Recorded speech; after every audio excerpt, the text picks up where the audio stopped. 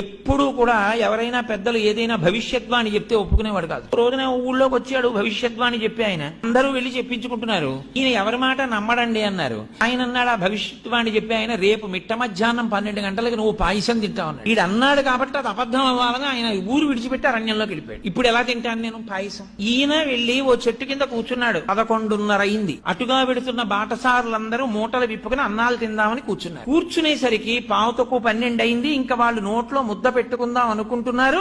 దారి దొంగలు వస్తున్నారన్నారు. వీళ్ళందరూ విప్పిన మూటలు విప్పినట్టు వదిలేసి పారిపోయారు. ఈయనొక్కడు మాత్రం అయ్యి బాబోయ్ ఇప్పుడు పారిపోవడం ఎందుకు, మనం 12 అయిపోతోంది, మనం ఎవ్వరికంటా పనకూడదని ఓ ఆ చెట్టే ఎక్కి పైన కూర్చున్నాడు. దొంగలు వచ్చారు. 5 నిమిషాలు తక్కువ 12 అయింది. ఒరే మంచి ఆకలి మీద ఉన్నాం, భలే ఉందిరా, అన్ని పాయసాన్నాలే, ఒరే పాయసాన్నం మిగిలిందిరా తినేద్దాం అన్నారు. ఒరే ఆగండి, వాళ్ళు అన్ని పట్టుకెళ్లిన వాళ్ళు పాయసాన్నాలు ఎందుకు వదిలేశారా?